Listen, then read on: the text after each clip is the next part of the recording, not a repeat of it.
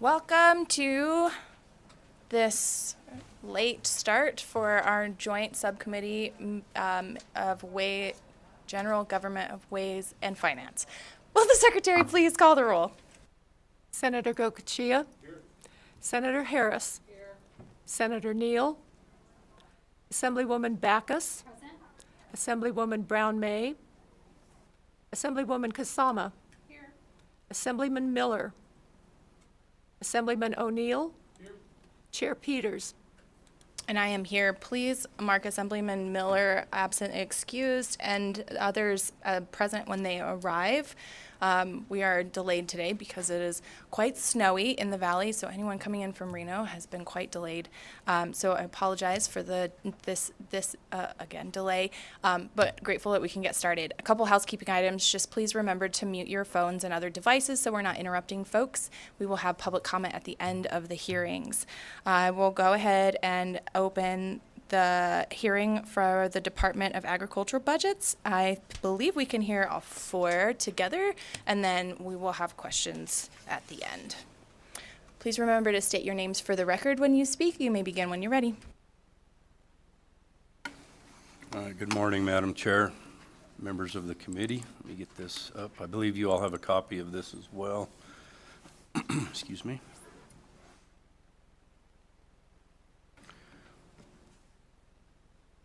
Okay, Director Goycochea, Goicoechea. I imagine most of you know how to spell it. I am the new Director, Department of Agriculture.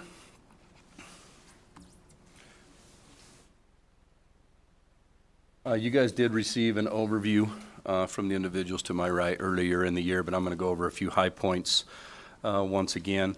So the mission of the Department of Ag: preserve, protect, promote Nevada agriculture. Our FY24 proposed budget is about $362 million. 25 would be just a little under $300 million. The majority of our funding are federal funds, that is through the Food and Nutrition, as well as some grants that do help. General fund is 0.79%, and fees are just a little under 10%.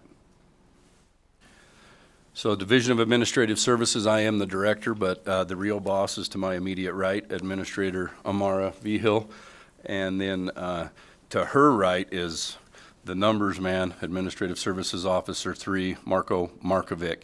I also have Administrator Doug Ferris from Animal Industry today, and Administrator Ashley Jepson from Plant Health and Compliance. So as we get into those budgets, I'd ask that they could come up and they might be able to answer those questions a little bit as well. Administrative Services, again, just a pie chart. You guys have this. It is busy, but we are trying to show where all of our revenue is spent and our expenditures. So what we're asking for this year, and I'll go over these fairly quickly, E232, new administrative assistant in the Las Vegas office. Now, this isn't really a new position. It should be noted that this, since 2017, has been staffed with a contract employee. This is a critical employee in the Las Vegas office. It is our front desk office person. It's the one that meets everyone. That is a fairly busy office when it comes to food and nutrition, and also a lot of pesticide testing and testing for plant inspection goes on in there. And as I said, it's been with Marathon since May of 21, but it was a contract all the way from 2017. This will be a cost savings if this would to become a state employee versus what we're paying percentages. And I know Marco has those percentages as well of what that costs us. They can be in excess of 30% on top of their salary. E711 fleet service vehicle replacement. We have some vehicles that are nearing or past end of life. We have a Dodge Ram, a Ford F-150, and a Ford Expedition. And again, rather than purchasing, we have elected to propose going with fleet. They are cheaper to operate that way. In fiscal year 24, looking at $6,678, and then 25, $15,615 for those 3 vehicles. Those facilitate the travel around the state as we do outreach, and we do have 3 offices, Elko, Las Vegas, and Sparks, so there is some travel back and forth between those. We don't do a lot of travel. We do a lot of things virtually, but there are times when you have to attend meetings in person, and then also conferences. We host a lot of conferences. Nevada is definitely a destination state, and we have had many national agricultural groups coming in just in the last 60 days to have meetings here. So we do like to travel to those, welcome them to the state, and tell them a little bit about our agency. Veterinary Medical Services, 4550. So what we're asking for here is we're asking for parity in the division administrator, and it should be noted that across animal industry we're asking for this, that we have roughly a third of our employees are housed in animal industry. And right now animal industry is run by one administrator. That administrator is being paid at a deputy administrator position and has been for nearly a decade now. A little bit of background on that. Historically, the state veterinarian was the administrator of this division, and there was a deputy. And then in the mid-teens, 14, 15, that change was made, and the state veterinarian was put over more of the actual animal disease, and this position was made the administrator. At that time, that salary was not made equal to other administrators. This budget is a little bit north of $6 million a year.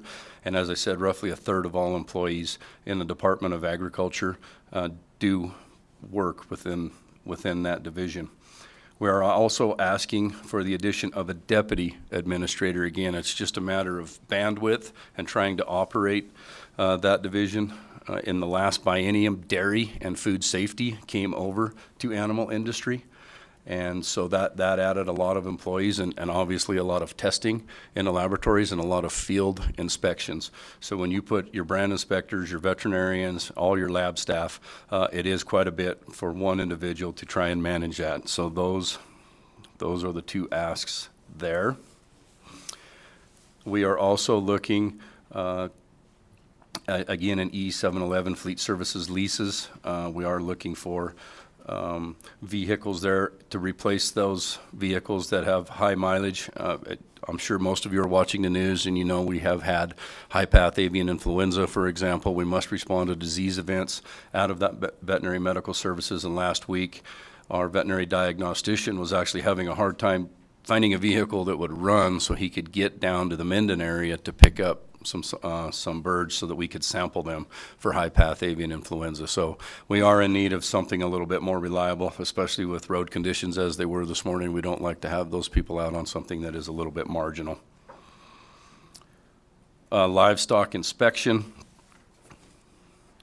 Again, livestock inspection, same thing. They are looking, we're looking to pull some funds out of that to offset the cost of the salary parity for the administrator and the new deputy administrator. You can see the breakdown here on this slide of what we're looking at. So dairy in 24 would pay about $4,000 in 24 and 25. Commercial feed, $726. Livestock inspection, this program that we're talking about, $1,307. Veterinary medical services, the one we just talked about, would pay $3,485. Livestock enforcement, $2,034, and then predatory animal and rodent control would pay just under $3,000 for that parity. Agricultural registration and enforcement, account 4545. This is Ms. Jepson's program, if you will, in her division. And so we've got 3 enhancements here. The first one, International Organization of Standardization, Laboratory Assessment and Inspection Accreditation. This is really important. Our lab must be accredited to ISO standards. And I know most of you are familiar. We must analyze THC concentration in hemp to make sure that that does not exceed the 0.3%. And if it does, then, you know, we have to work with that producer and figure out, are we going to destroy that crop? If the timing is right, we can come back and retest it again and see if those numbers are right. So it is critical that those laboratories do meet the ISO standards. And in fiscal year 24, that would be $8,565, and in 25, $16,295. Right along with that is some maintenance for other chemistry equipment that we have in our laboratory.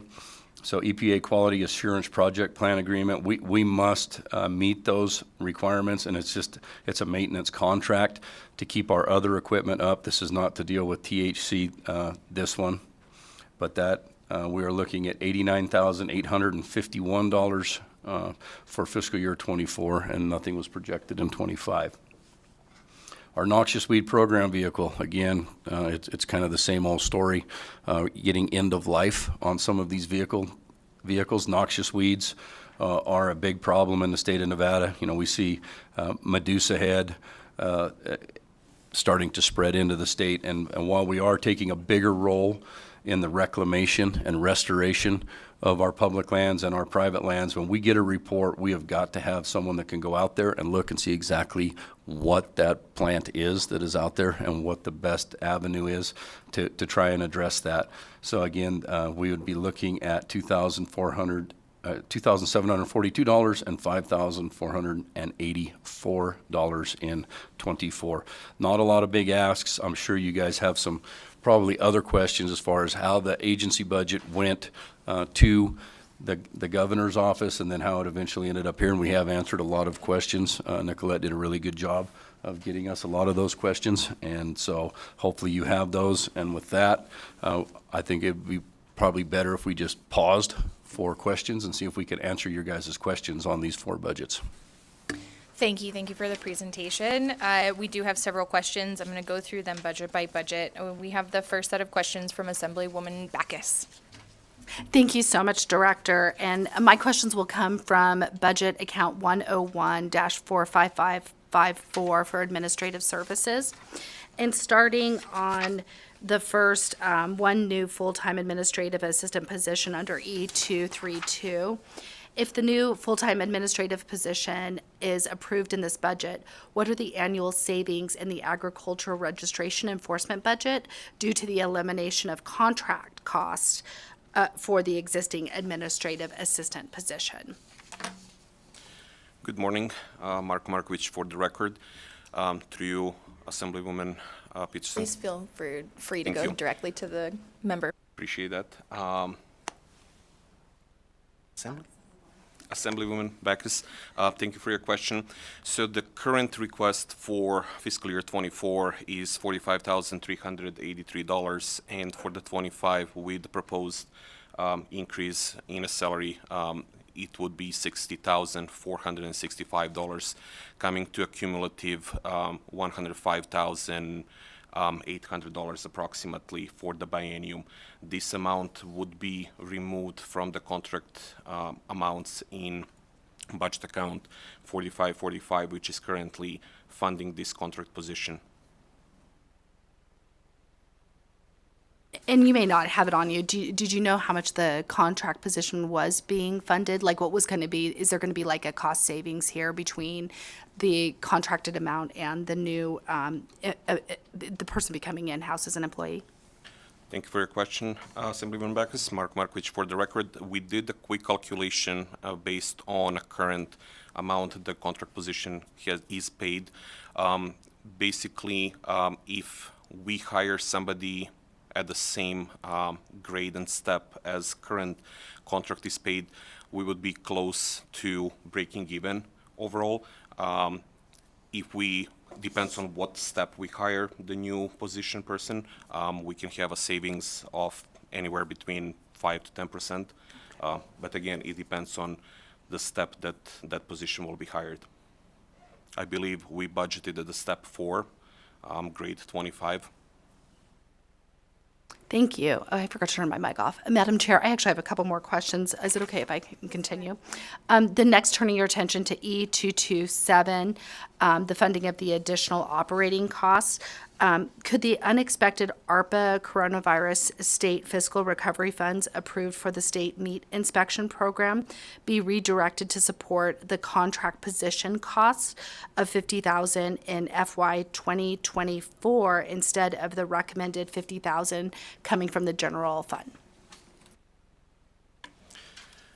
For the record, Marko Markovic, thank you for your question, Assemblywoman Beckes. The $50,000 request from the State General Fund is to actually help establish necessary positions for this program. We are currently having one position filled, and we are recruiting for the second position. In addition to that, there will be a third position that we are looking to bring on board fairly quickly. We did provide the estimated cost for the biennium. So to answer your question, no, we cannot offset that amount with the ARPA funds, given the amount we have allocated at the moment. For the overall cost for 3 positions that we are seeking with equipment, vehicles, and other operating costs, we are looking at approximately $624,247 for the biennium. Thank you. And I just had a couple more questions regarding the contract accounting assistant position. Can you clarify whether the contract accounting assistant position is needed due to challenges in filling the vacant accounting assistant position or due to increases of workload? Thank you for your question, Assemblyman Beckes. Marko Markovic, for the record. This position is actually needed due to the workload the team is facing. This position or this contract position is actually covering the payroll function for the department. We have approximately 163 full-time employees, and there is a lot of different coding that goes into all these timesheets because we have certain federal requirements that we need to prove the match for specific grants. So there is a lot of work throughout the payroll week and after the payroll week. So on average, this person spends roughly 20 hours going through each timesheet and verifying the coding, ensuring that the job numbers are active and correct.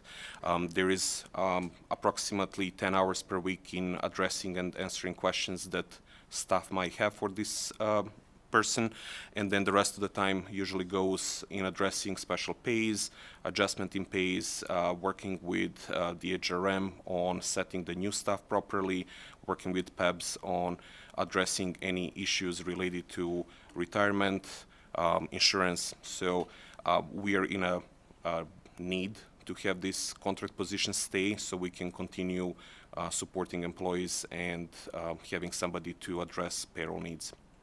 And then one just last quick question on that. I noticed it's a contract position. Why is the contract position being preferred over a full-time state position? Marko Markovic, for the record, thank you for your question, Assemblyman Beckes. We would love to have a state position. However, it was not requested by the agency. Original thought was that some of the work will die down and that there would be more time for the employees that we have on staff to actually address this work. Unfortunately, that is not the case.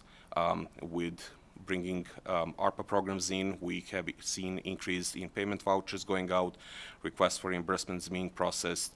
So the staff is really tight with what has to be done on a daily basis, and we still need to keep this position as a contract position with hope that eventually some of the work will kind of slow down when ARPA funds are exhausted, and then we'll hopefully have more time for our staff to take some of these positions back. Thank you for that. Of course. We have several other questions. I'm going to start with Chair Neal and then Assemblywoman Kasama.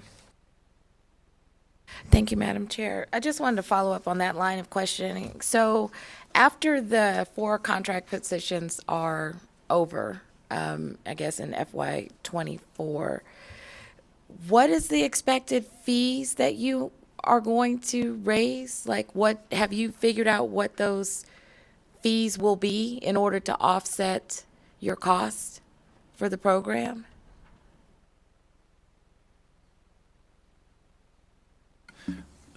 Director Goycochea, for the record, Madam Senator, are you talking about the meat inspection program, or are you talking I'm about talking the meat inspection program. Okay, thank you for that.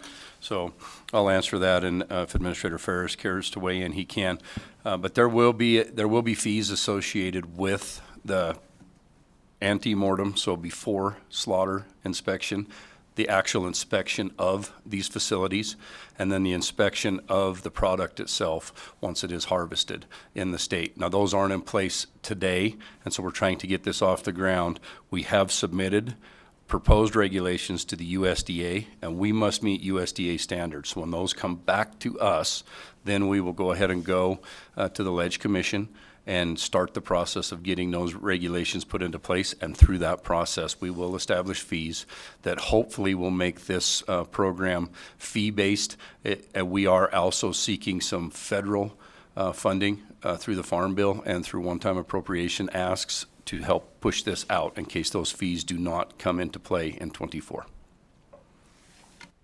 Thank you for that. I guess since you've started working on the regs, what I'm trying to get an answer to is what is the amount of the fee that you're thinking about that will help you sustain the program? Thank you, Madam Chair, Director Goycochea, for that again. We really need to go out and do our impact statement and do our survey and figure out how many of these plants we may be looking at. Do we need 2 veterinarians in the state? Do we need 3 veterinarians in the state to inspect the number of facilities we're looking at? We don't know yet. Until we have an idea of the magnitude, we don't know what those fees may look like. We're still in the process of gathering that. The funds that were provided to us by the Interim Finance Committee were to get this off the ground and started, so we are looking at what that feasibility may be. And at this time, we do not have those answers. Thank you, Madam Chair. Thank you. Assemblywoman Kasama. Thank you, Chair. Thank you for the presentation and the work. My question is just in general, can you just provide an update with the avian flu? Because of course that's affected so much, and the cost of the eggs and everything to our constituents. And is that getting under control? Where are we as a state with that? Thank you, ma'am. So I will put my, acting state veterinarian hat on as we're still trying to recruit for my replacement there. High-path avian influenza is still running its course, and I will be very candid. It is in our wildlife, and that is why we are continuing to see it spread and impact our commercial agricultural entities. Hot off the presses, if you will, we did have another backyard facility that was positive just this week for high-path avian influenza in the western side of the state. We continue to have one in southern Nevada that remains under quarantine as we're trying to work with that operator and United States Department of Agriculture on how we're going to go ahead with the flock management plan. They have elected to move a portion of their actual chicken laying operation to another property, which is outside the surveillance zone, which will help. But I will be honest, I am fearful that high-path avian influenza is here to stay. I do not think that we are going to see it die down. Normally, we see it die down late summer and fall when we've had these in the past, and we did not see that. So I think high-path avian influenza is endemic in the continental United States at this time. So it is going to require a lot more biosecurity and a lot more creative thinking from our operators in order to get ahead of this on a national level. Thank you. Frightening, but thank you. It is. I've got a couple chickens in my backyard, and every time I see a jay or another animal back there, I'm like, my birds. Though I'm not a veterinarian, so maybe I'm overreacting, but are there other questions? Yeah, Senator Goycochea. Thank you, Madam Chair. I'll be brief. I'm just going back to your meat inspection program. Now, it says here, as we're looking at our notes, that you intend to... Oh, I didn't know I was going to get the big guy up.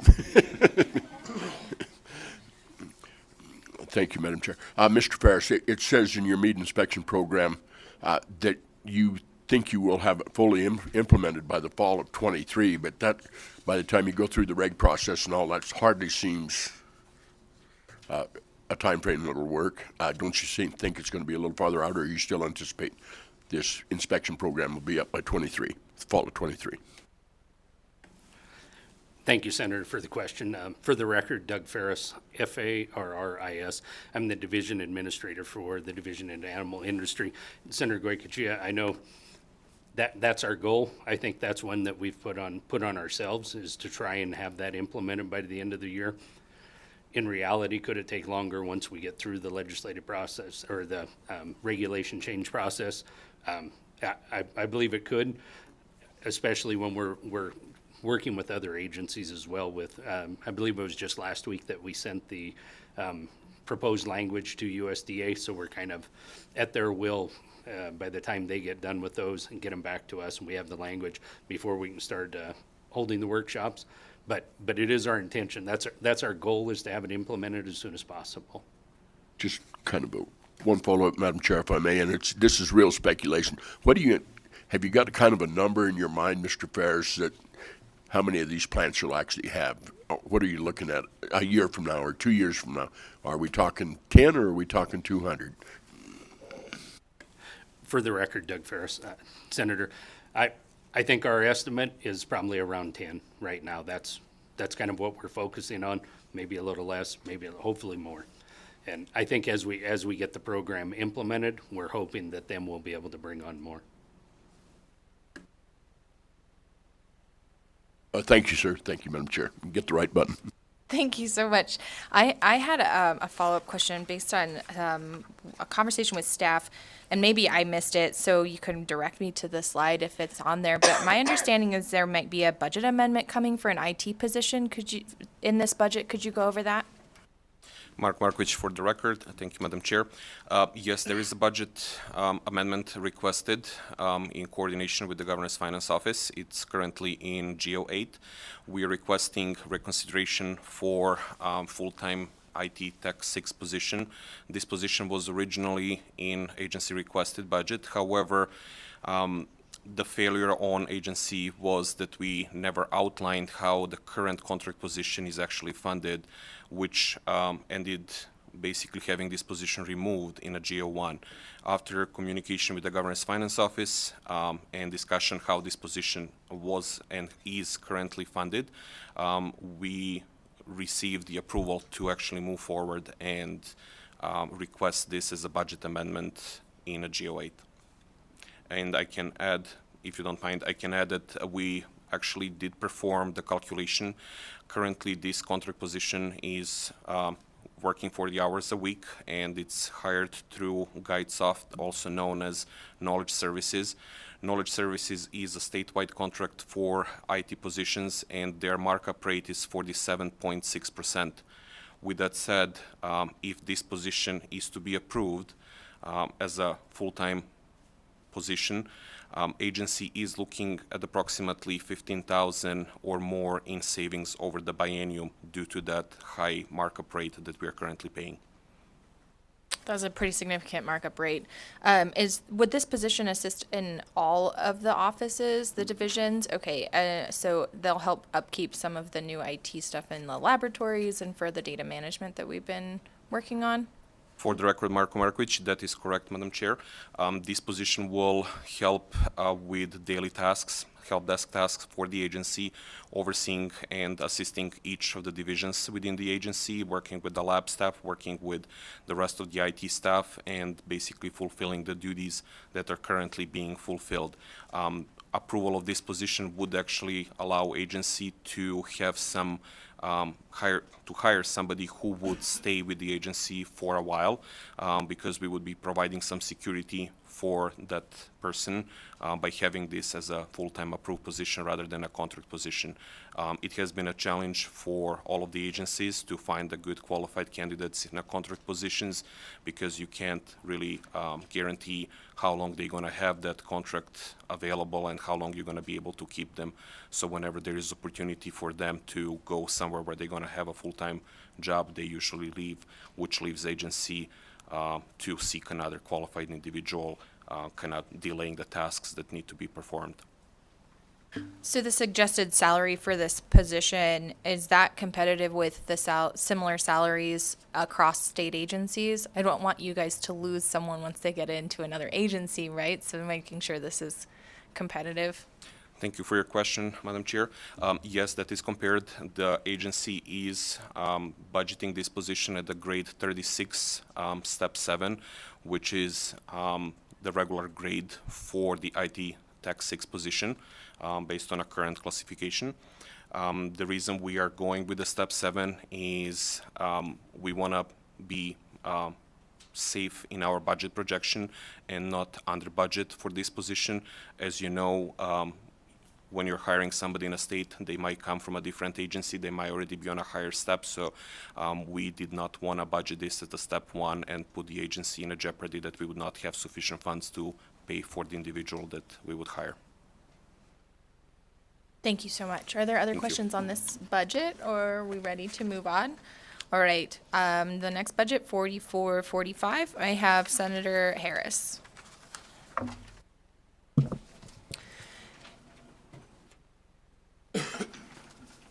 Thank you, Madam Chair. We'll allow them to do a little bit of musical chairs.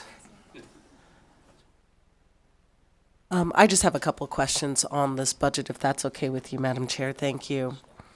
What steps is the division taking to ensure that this budget remains solvent and maintains sufficient operating revenues? Thank you for your question, Senator Harris. Mark Markwich for the record. The agency actually identified the issue after the submission of the budget was completed. Due to a lack of some financial stuff that we didn't have at the time that this budget was developed, the agency actually didn't have fully staffed fiscal services unit. In addition to that, we had unexperienced staff working on developing the budget, so certain mistakes were made when the budget was created. In addition to that, we discovered that closing state fiscal year 22, which was used as a base year for this budget, there were some fee accounts that were closed with the negative amounts. Very fast to clarify that, we have unrestricted fees, so our fees allow to be used across the board. So when the budget was closed, it was closed positive, but there was certain revenue sources that were actually negative because the journal vouchers were not performed timely to adjust those expenses and zero them out. Due to everything already mentioned, we, as the agency, ended up unfortunately submitting agency requests with a negative reserves for the fiscal year 25, the second year of the biennium. In working with the Governor's Finance Office, we realized that there is certain enhancements that we requested that could not be funded at the current funds we had coming in a revenue. So those were asked to be removed in a GO1, and that brought our reserves back to acceptable level, which is actually in this case greater than 45-day reserves that we need to have on hand. We also believe that due to inexperienced staff building the budget, we had certain miscalculation on our revenue projections. We did not have all the information timely by the time the budget was submitted, so we definitely failed to do the proper revenue calculation, which we are addressing now. We have a plan in place to avoid this from happening in the future. We identified all the areas that we need to improve. Some of the areas that we will do immediately is provide additional training to the staff so they understand what needs to happen and how it needs to happen. We are also working with the Governor's Finance Office on additional trainings that their staff will provide to assist our staff with getting better in this kind of work. And we'll definitely keep a close eye on closing the fiscal year 23 to ensure there is no negative amounts for any of the revenue sources, that all the JVDs are completed timely. I'll also go on a record and state that we work with the staff and we'll be doing the cash reconciliation from April 1st on, so that we can keep a close eye on all of our budget accounts, not just 4545, to ensure that there is nothing coded outside of what legislatively is approved in a certain categories, and to also make sure that general vouchers are performed timely, so we don't end up in this situation again come close of the fiscal year. Thank you for that. One thing I did not hear was a plan to increase the fees for that budget account. Is that right? There's no plan to do that? Thank you for your question, Senator Harris. Mark Markovich, for the record, no, at this time we do not plan on increasing any fees. We strongly believe that calculation of the revenue was incorrect, and we will be closely monitoring all of the revenue so through the next biennium to ensure that we don't have any shortfalls or that we are running out of available funds to perform our programs and our duties. All right, thank you. My next question is about the third-party preliminary inspection and assessment. Can you just summarize the major findings of that report and provide an update on implementing the changes to achieve International Organization for Standardization accreditation? For the record, Ashley Jepson, that's Jeppson, and I'm the Division Administrator for Plant Health and Compliance with the Department of Agriculture. Thank you for the question. So yes, during this last biennium, we did go through the pre-assessment through a third-party auditor. I will mention this is it's going to be multiple years before we are able to fully execute ISO accreditation. It's rigorous, to say the least, and as it should be. The major findings out of that report were ensuring that our staff are going to credentialed trainings, are well informed on all the processes, the methods that we adopt to doing the verifications of THC. Also, our regular replacement of our equipment and the maintenance contracts was a big finding. Any delays in processing samples can impact the integrity of the sample and can result in us having to go back out and take samples, which can impact the THC levels. So it's significant. Which is why we have the maintenance contracts in our budget request. Those were the top three that I would highlight, and also assessing our proficiency assessments. So that's how we're verifying that we're in the right kind of measurement standard for our sample results. But I would say those are kind of the top four. Thanks, I appreciate that. Could you give us maybe an updated timeline to achieve that accreditation? And once accredited, what might be the ongoing costs of the accreditation in the future biennia? For the record, Ashley Jepson, Division Administrator for Plant Health and Compliance. Thank you for the question. So at this point in time, we're trying to actually get the auditors themselves from ISO to come and do the pre-assessment. It's very rare that an agency passes right away when they actually receive the audit, so the pre-assessment is critical. We're trying to get them in. We've been making contact, and there's limited providers, so getting them to our location has been a challenge. That was a big part of why we did the pre-assessment that was done in this last year.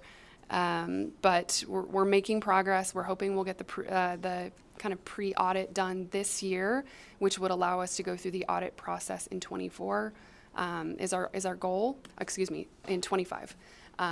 So hopefully we are accredited by 25. That's our goal. Every year there will be accreditation costs. I don't have it in front of me. I know it's in one of the quotes. It's less than the 16,000, but it will be a reoccurring cost because they have to come out, they have to perform the assessment and make sure we're still doing what we should be doing. But I can certainly get you that number. Yes, please. We mentioned the maintenance contracts already, but can you tell me a little bit about whether those are going to be able to assist in prolonging the useful life of mass spectrometers? And if so, what would be the expected useful life of that equipment? For the record, Ashley Jepson, another great question. So the maintenance contracts are critical to ensuring that our equipment are functioning at their peak form and that they retain their life. As you've seen, they're extremely expensive equipment, and it's in everybody's best interest to make sure that they're lasting. It's typical about 10 years that equipment's supposed to last. We tend to be a little bit longer on that. And some of the issues we have seen in not having these maintenance contracts and not being able to secure somebody right away is we've lost samples and had to go back out and resample. The last few years, pretty much every year, there's an issue with the equipment and it delays our sampling and we have to go back out and resample. So it helps mitigate that issue, which is huge, especially for investigations. And we do believe that as we have these reoccurring maintenance contracts with the providers who we purchase the equipment through, it'll allow us to reach that 10-year mark. And again, make sure the integrity of the samples are not compromised. So if I can attempt to summarize your answer and let me know if I'm missing the mark, the maintenance contracts are really designed to get you to the 10-year useful life, as opposed to extending, let's say, the useful life of this equipment if you didn't have the maintenance contracts. For the record, Ashley Jepson, I would say that's correct, but also the other piece is to make sure we don't have any delays in our samples, which we've seen. Yeah. Okay, thank you. Thank you, Madam Chair. That's all of my questions. Thank you so much. Those mass specs can be spicy pieces of equipment, a little bit sassy sometimes. I totally get it. Are there other questions from the committee? Oh, I was hoping that you could give us an update on the information system build out that we had approved in 21. Do you have an update for us? I was looking back on my notes and it was anticipated to be completed by spring of this year. So are we on track for that?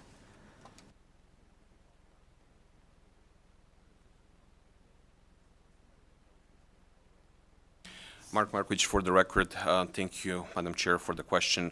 The LIMS system that you're referring is currently in a building phase, so we are currently working with our vendor and our staff on getting that system up and running. So it's in an ongoing phase.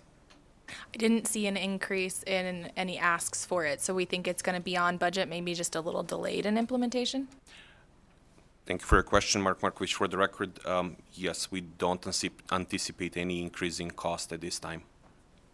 And we are still hopeful to be able to have the system in place as originally expected. We are hopeful.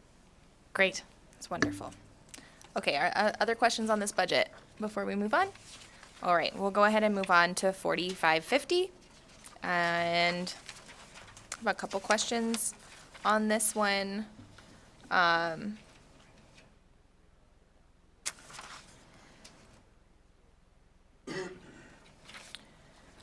So we're looking at a new deputy administrator position. Can you discuss the specific duties and responsibilities of that position and how they would assist the division administrator in managing the division? Thank you for the question, Madam Chair. For the record, Doug Ferris. I think I'll kind of go back onto what Director Goykachi had said in the beginning, is just the sheer size of the Division of Animal Industry at this point. With the amount of staff that we have, it's just, I'll be honest that it's impossible for me to oversee everything and try and keep up with everything. A large portion of this position, which I'll say that my time gets dedicated to, is human resources type activity, where with a second position as a deputy administrator, that person would be able to focus on that so we can manage our onboarding, offboarding, work performance standards, all of that throughout, even disciplinary actions and things like that, that take hours a week of my time and then takes away from the management and oversight of the programs in their entirety. So HR would be a large portion, but then just the assistance of trying to manage so many programs and so many staff members. I think with the livestock inspection plan, that was the rebuilding of the livestock inspection plan, brought a lot of employees back to state employees. And so with those for this, there's 6 different programs and right around 90 employees for this division itself to manage. and then approximately an $8 million budget as well, so. Thank you for that. Follow-up question on your HR. Do you guys contract with this Division of Human Resources, or do you have your own HR in-house? Thank you for your question, Madam Chair. Mark Markovich, for the record, we are actually both. We have both. We have a one-person personnel tech one in the agency that is responsible for onboarding new employees, performing that initial process, and helping agency with some of the HR processes. We are still contracted with agency HR services. A majority of our recruitment and other HR duties do go through agency HR services. We did originally request additional position to be independent on a HR side, which was not approved in a GO1. So we will continue to contract with agency HR services for our HR needs. Thank you for that response.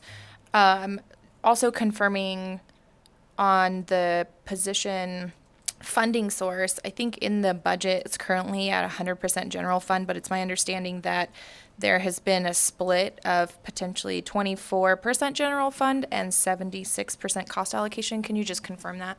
Thank you for your question, Madam Chair. Yes, Mark Markovich, for the record, yes, that is correct. Again, there was a lack of understanding when this was put together, and unfortunately it was labeled as 100% general fund since the previous biennium was referenced, at which point we did have requests for 100% funding. We are intending to go with proposed GO1 split of 24% general fund and 76% fees. Wonderful. Thank you so much for that confirmation. Okay, my last question on this particular budget is related to the salary adjustment. It's my understanding that we've seen this a couple of times and it has not been approved previously. Can you talk about how the division's operations would be impacted should the recommended salary adjustment not be approved? Sure. Thank you for that question, Madam Chair. Director Goycochea, for the record, so you guys have hit on a couple of things today as far as salary parity when we're talking about IT staff, for example, or we're talking about an admin assistant. We want to make sure that we don't lose those to other agencies. I will just go on record and say we're very fortunate that we have not lost the administrator of animal industry to this point. I don't know if I personally would have continued employment in the agency with what was being asked of that administrator and not having that. We know that there are going to be other opportunities for employees to move around within the state and obviously to go to local government or to go to higher education. We're seeing a lot of people move away from that now.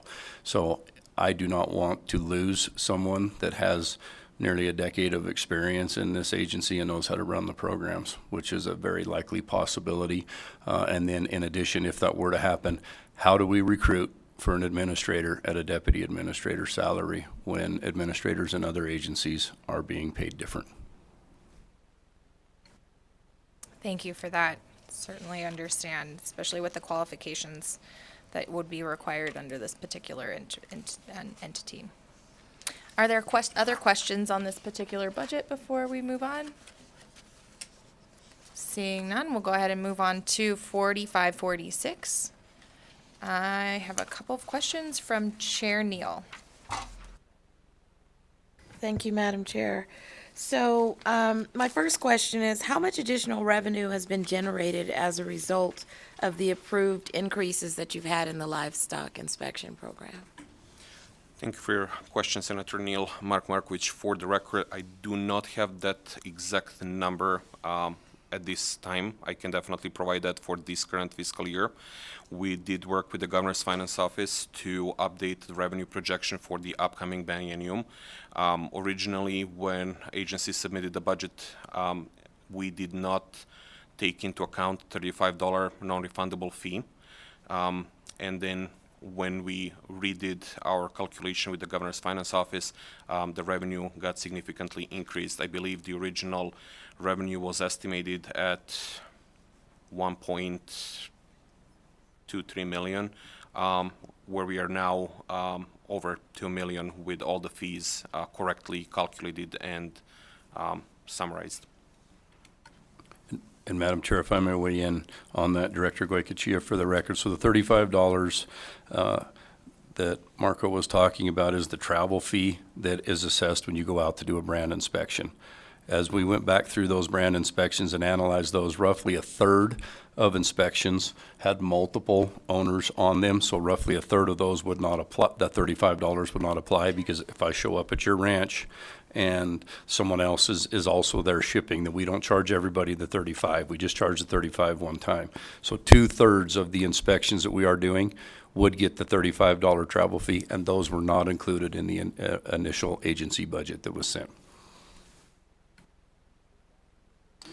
Thank you for that. So I just want to, I guess, dig into a couple of other issues, right? So the livestock inspection program has had an issue with solvency in the past, right? So are you saying that based on this general fund appropriation and this roughly 2 million, that you guys are in a good shape? There won't be a solvency issue in the future? Thank you for your question, Senator Neal. Mark Markovich, for the record, yes, that is correct. We are projecting to stay in black for both years. So the biennium, I believe our reserves are estimated at over $1 million for the first year, and approximately $750,000 for the year two. The reason why we're going to see some decrease in this reserve amount is we have a re-recording that started in November 1st. Those are happening once every 5 years. So we do have that trend that our reserves will go up and then slightly go down throughout that 5-year time frame. We are expecting and projecting the revenue to be approximately $650,000 to $700,000 from these re-recording fees. So they're, as I mentioned, they're happening once every 5 years. So that amount will be helping increase our reserves, and then they will be decreasing for the ongoing expenditures. But we are staying in positive for the biennium. Thank you for that. Thank you, Madam Chair. So I want to just check in on the solvency expectations through 2028. You said you will remain in the black for this biennium, but what's it look like beyond this biennium into like the tail end of that 5-year period? Thank you for your question, Chair. Mark Markovich, for the record, as I mentioned, we are seeing a slight decrease in our reserves. However, at the rate that we will be seeing that going from 24 to 25, we do not anticipate we will be running out of funds by the 28. Thank you very much. Are there other questions on this particular budget? Yes, please go ahead. Madam Chair, if I can. Doug Ferris, for the record. I just wanted to follow up on that as well. So the fees that the brand re-recording fee was increased from $120 to $200. That just occurred beginning November 1st for a 5-year period. The brand inspection fees themselves, which added the basically changed a $9, what was called a first animal fee, to a $35 travel fee, and also the increase in brand inspections for horses. Those were all implemented in May of last year. So we're not even to the year's point yet to recognize what a full calendar year is going to provide for that. So I think as we move forward, I think we'll be able to get more information with that. And if I may, Madam Chair, I would like to add, Mark Markovich, for the record, I'm looking at the DON for 4546 budget account as far as the revenue for re-recording fees as of today. From November 1st as of today, we have $644,427.66 brought in as a re-recording fees. I just want to point out that the projected amount for these re-recording fees when the budget was approved back in 21 was $403,685. So we are exceeding that revenue for $240,742 as of today. We still have some re-recordings to complete, so we do expect that we will increase that revenue significantly, which will also help our reserves for operating costs in over the next couple of years. Thank you for that additional information. Chair Neal has some follow-up questions. Thank you, Madam Chair. So how much more do you have left to do?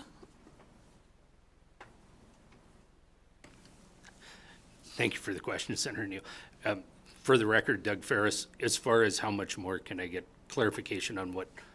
Well, the word threw me off because it sounded like you said coordinate or coordinates. I don't know, like if your revenue right now is 644K, right? That means you have more inspections or more fees that you're going to collect. This is what I'm trying to understand. I'm confused. Your revenue is going to grow. This is what you said. Yes. Because there is more activity that is going to occur. Mark, which for the record, as of right now, our revenue is actually exceeding what was budgeted for fiscal year 23. Okay. But the number you projected to go up to 750, right? Or 700K. Yes. So how much is left, or I don't know how to ask this question, right? You're doing brand recordings, you're doing inspections. What is left, and what is going to give you that accrual number of 700 or 750?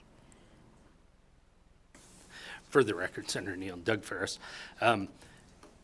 In what Marco is referring to as only brand re-recordings. Okay. So that doesn't have nothing to do with livestock assessment collections or brand inspections themselves. This is only the brand re-recording. Okay.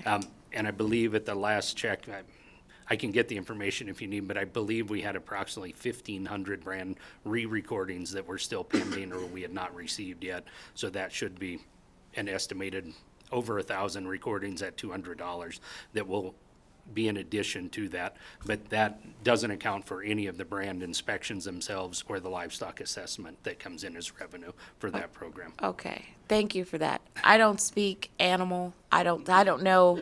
You know, I've never been on this committee and looked at this budget, so I'm asking the question, and thank you for helping me.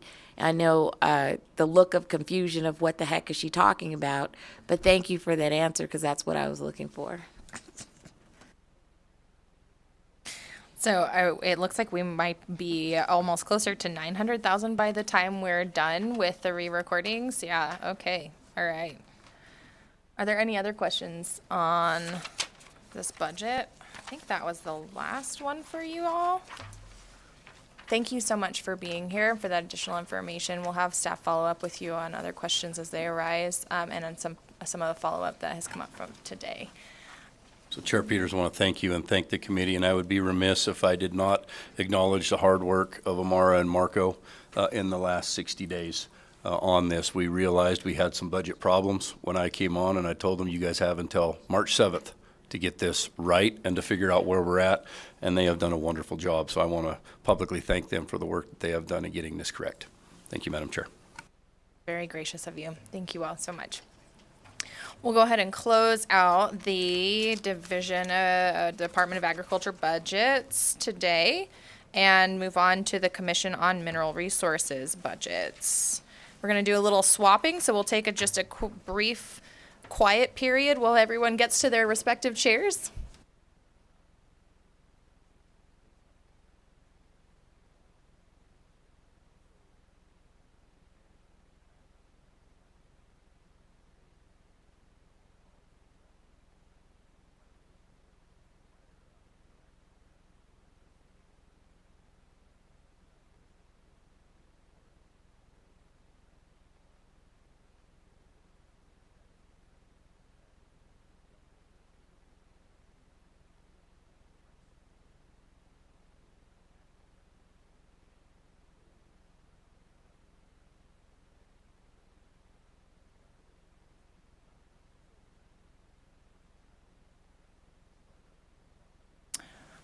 I believe we are about ready. If you want to proceed with your presentation, please remember to state your name for the record.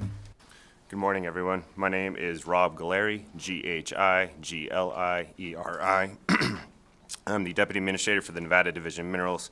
Today I'll be reviewing the Commission of Mineral Resource and Division of Minerals Budget Count 4219. Thank you, Madam Chair, for having us today. So, the Commission on Mineral Resources is a 7-member body appointed by the governor. The commission oversees and regulates any changes charged to the division, as well as advises the governor and legislature on matters relating to mineral policy. The commission is appointed by their knowledge of mineral exploration, mining, geothermal, oil, gas, and production of each activity. We are a non-cabinet executive branch agency.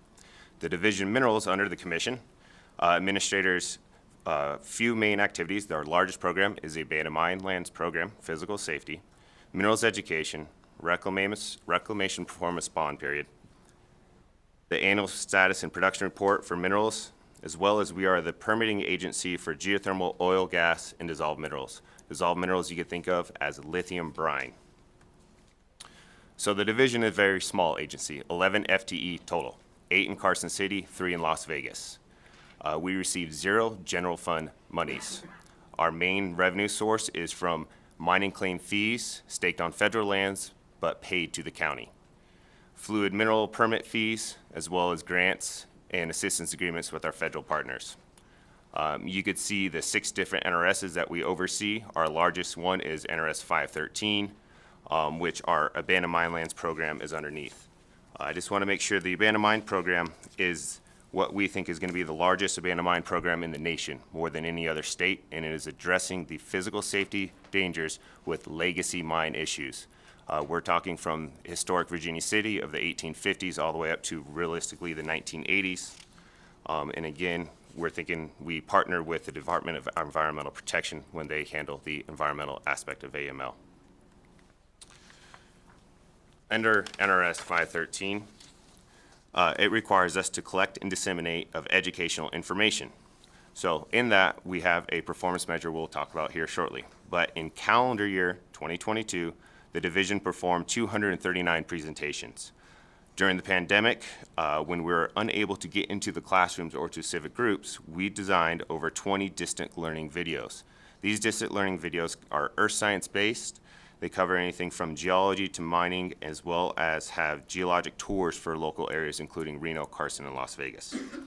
Our presentations cover geology, oil, gas, geothermal, mining, AML, Nevada mineral production, and lithium updates. The QR code on the bottom is a link to our open data site. Everything that we present is listed on our open data site, as well as information on active mining and historic mining in Nevada.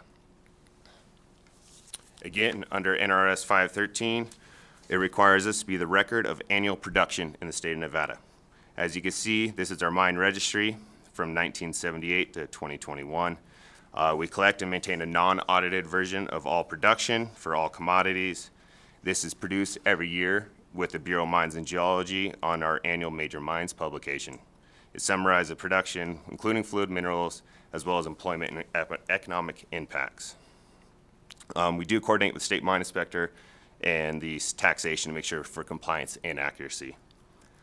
One thing I'd like to note in showing the significance of this in the state of Nevada, especially in rural counties, in 2021, if Nevada was a country, we'd be the 5th largest gold producer in the world, only behind China, Russia, Australia, and Canada.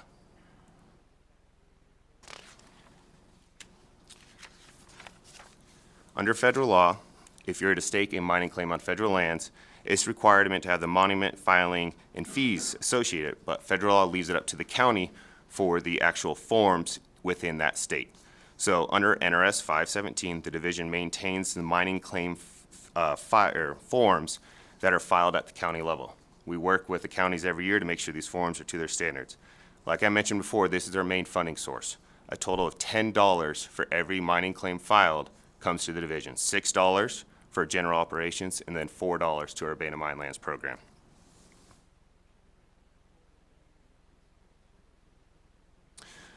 The division has 3 performance measures we work off of. The first performance measure is in our Abandoned Mine Lands program.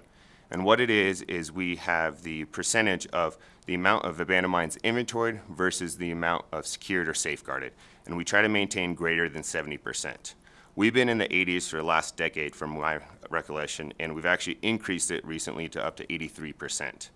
We expect to maintain that percentage throughout fiscal year 25. The next performance measure is our education and outreach program. Like I said, designed in Statute 513, we set a goal of at least 24 presentations per FTE in the agency.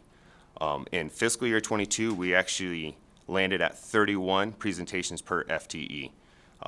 These last year and a half, we've kind of had a rotating to where we've had an existing vacancy just due to people moving on. So that 31 is for fiscal year 22, while the previous slide was talking about calendar year 22. We anticipate this year to end right around that 24 mark and continue that through fiscal years 24 and 25. Our last performance measure is the percent of active oil, gas, geothermal, and now dissolved mineral wells inspected. We try to reach out to at least 33% of all wells in the state. In 21, we got to 66. In fiscal year 22, we're expecting to get to 50, and same forecast that through 25. With that said, there's really only one FTE dedicated to the fluid minerals program in our agency. And that one FTE, there's nearly 600 active wells. So that one FTE is traveling a lot as well as working on the permitting and processing for all those wells. Okay. Why we came here, right? So for fiscal years 22 and 23, to review our revenue expenditures.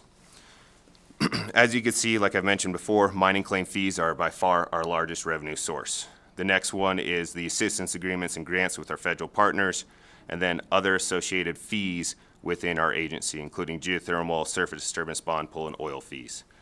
The largest expenditures is our personnel. The next one is AML enhancements. AML enhancements is our contracted AML work that's completed throughout the state. And then as you can see, the remaining aspects of our expenditures kind of make up the remaining 20% roughly. Sorry. The same is for fiscal year 23. You do see an increase in the special projects from fiscal year 22 to 23. That is due to the cooperative projects we have with the Nevada Bureau of Mines and Geology underneath the university. Some of them were just pushed to fiscal year 23 due to issues of getting them completed due to staffing and pandemic-related issues. So for fiscal years 24 and 25 in our GovRec budget, again, we expect our largest revenue source to be the mining claim fees. We actually see a slight increase in assistance agreements and grants with our federal partners, and the others remain virtually the same. For expenditures, the largest is personnel, but you actually see a slight increase because we're requesting one additional FTE, which we'll talk about here shortly. And then again, the next largest category is our contracted abandoned mine lands work. So some quick highlights from 22 and 23. We finally completed the complete digital integration of all of our AML program. That is everything from in the field work to at the office. Everything is done digitally, including inventory of the features. We created new databases for the fluid minerals program, mine registry, and reclamation bond pool to help efficiencies. We expanded the number of interactive web map views. So this is our open data site. So you are now able to go onto our open data site and view all of the current as well as historic mining related data that we have in our agency. This also pulls from federal partners, so it has all the active mining claims and historic mining claims from the Bureau of Land Management. We facilitated the fabrication of 2 interactive rock and mineral exhibits. One of them was placed in the Las Vegas Natural History Museum and one in the Reno Discovery Museum. I know the one in the Reno Discovery Museum is right in the entrance of the museum. As well as we collaborate with multiple federal partners, state partners, and local facilities to complete AML projects throughout the state. And we actually completed the largest and most complex AML closure in the program history this last year in Virginia City. So the enhancements for fiscal years 24-25. Like I mentioned, we are requesting to add a new unclassified position as a GIS analyst. The reason why this position is unclassified, out of the 11 FTE, 8 of us are unclassified. It's a unique way that this is set up. The only people that are not unclassified are administrative assistants and program officer.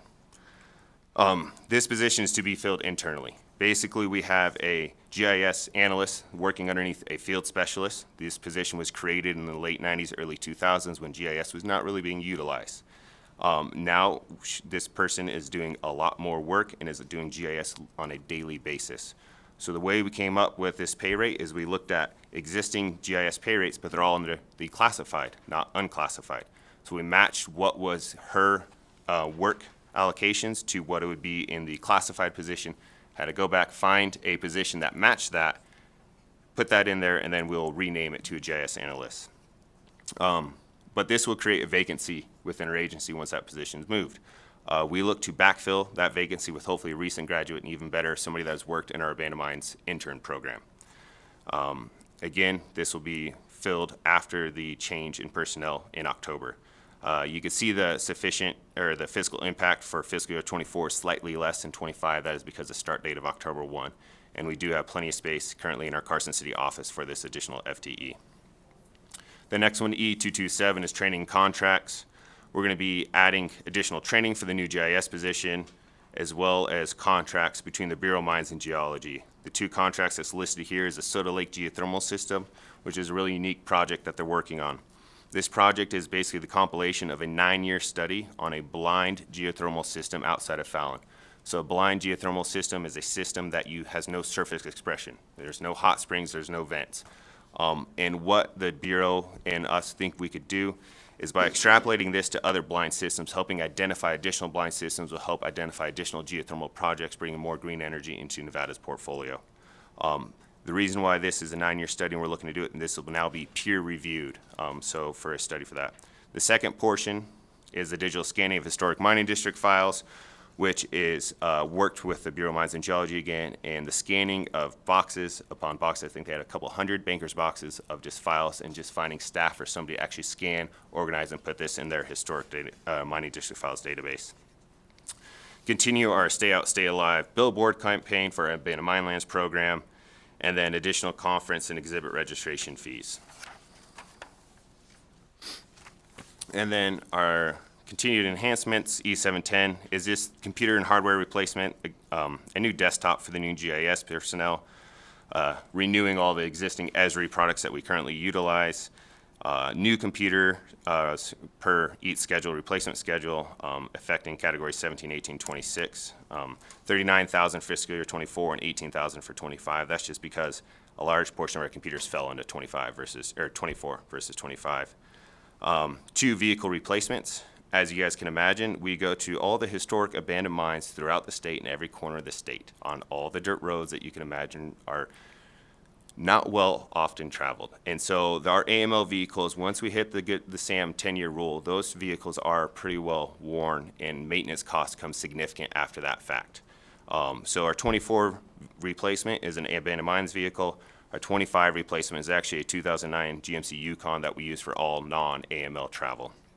And then the last one is just equipment replacement in our office of 20-year-old plus desks there, using wear and tear on them.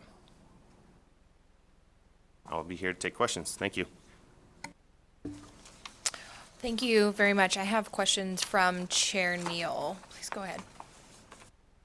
Thank you, Madam Chair. So on your slide, you mentioned that you had lithium updates, and then in your budget in 24, 25, I don't see anything related to lithium. When do you expect that to come into play for you, or will it? I mean, they're going to be mined. You should get revenue from it. Rob Galeri for the record. Thank you, Senator Neal, for the question. So currently, there is 2 aspects of lithium mining in Nevada. The first one is brine lithium production. And so brine production is under our dissolved minerals. We do not actually regulate the mining of that. We regulate the exploration. This was put into the 2017 session. And what it allows for is for people to go out and to do exploration for lithium brine and only produce up to 5 acre-feet of water. Before, you'd have to have the water right. So you're limiting the ability to do exploration to look for lithium brine if there is no water available. At that point, if they want to move forward and they have a resource, they would then have to get the water rights to move forward with it. This only allows a minimal amount of water to look to be able to do the evaluations to see if there's lithium there. For other mining in Nevada, you think of the Thacker Pass or the Rhyolite Ridge. That is more of a clay or rhyolite mine. That is a hard rock mining. That would be a permit under NDEP as well as a federal land manager. we do receive a $20 per acre disturbance on new disturbance. So last year, Lithium Americas was actually invoiced for their entire disturbance of their plan of operations to the division. I think it came around just around $69,000 that was funded to the division. And that is dedicated to abandoned mine securing work in the state. Thank you for that. So how many are on the other side, on the brine side? We don't really have that, though. Again, Rob Galeri for the record.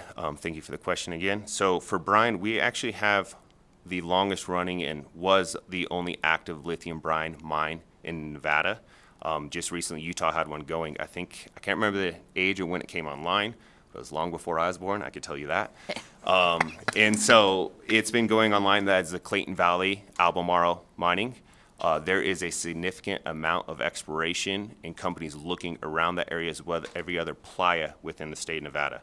We estimate over 30,000 lithium claims in the Nevada just that are going to be brine related. That doesn't mean they're all going online. The permitting will be changed compared to what Albemarle could do. They're looking for new technology, direct lithium extraction. So instead of pumping all the lithium out and going on evaporation ponds where the water is evaporating in almost a 2-year process to get to a high enough concentration, now they're looking to pump it, extract the lithium, and pump the remaining lithium or the remaining waters back down, the brine back down into the ground. So a much smaller impact on the water resources. Okay. But that hasn't been proven yet. It's in the process. Okay. Thank you for that. Thank you for the questions. Do you want to ask about the photo? I just had a quick question. I'm obsessed with this little bridge thing. Is this to do the remedy for the abandoned mines, or what is it? Yes, so thank you for asking that question. This is what I mentioned before, the most complex and largest closure that we've ever done, and I believe it is the largest bat-compatible or wildlife-compatible cupola over a mine shaft in the U.S. I was just with the National Association of Abandoned Mine Land Programs, so every state agency or tribe that has one. I mentioned that, nobody argued against me, so I still want to think it is the largest. This is the Foreman Shaft in Virginia City. It was originally dug in the 1870s, went to 2,200 feet deep, intersected with the south lateral of the Sutro Tunnel. It is currently not that deep, but we don't know what bridged it and how it was bridged, and this is in a National Historic Landmark.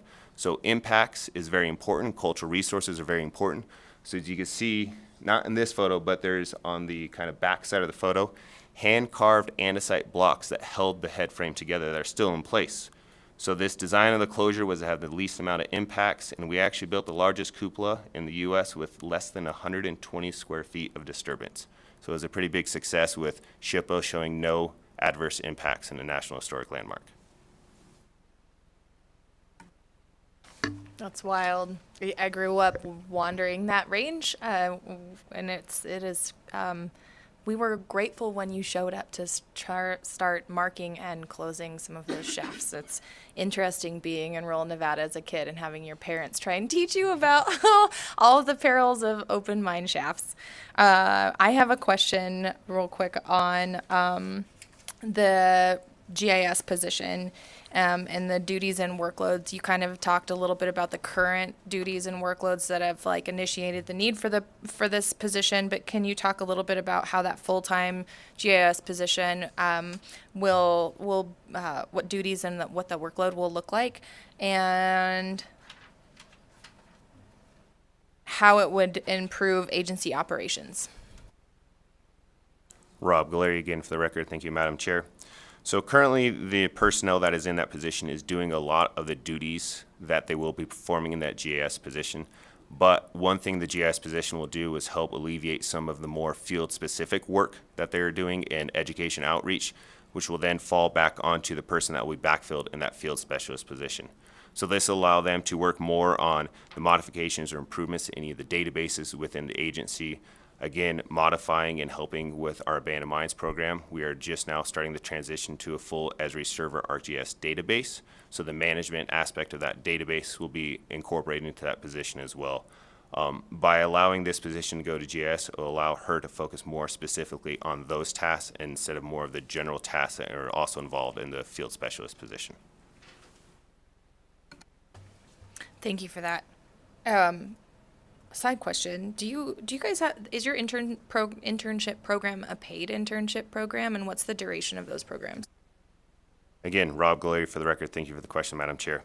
So our internship is a paid internship.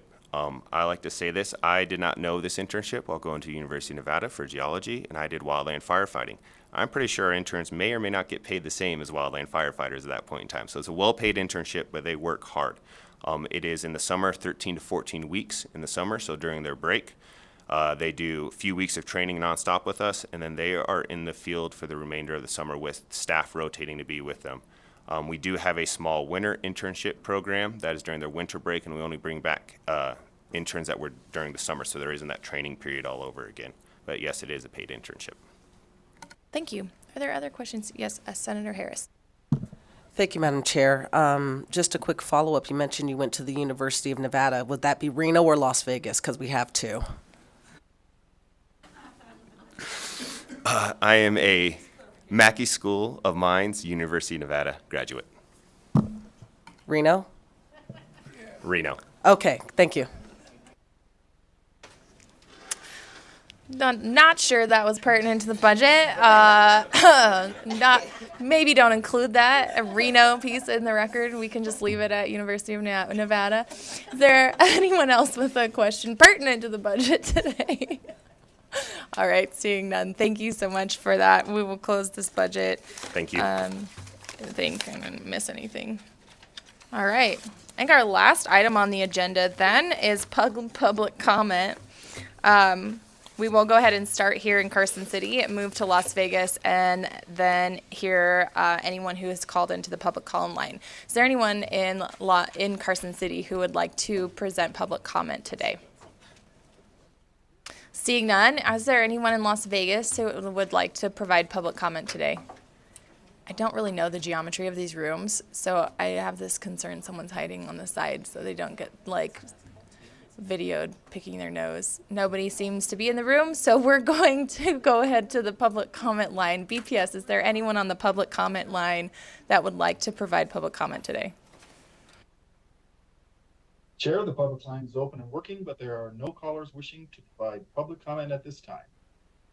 Thank you so much for that. Are there any closing remarks from the committee before we adjourn for the day? Our next meeting, I don't remember. Is it tomorrow? We have a couple meetings this week. I think our next general government meeting is at least Thursday. But we will all be in here at some point tomorrow. With that, the meeting is adjourned.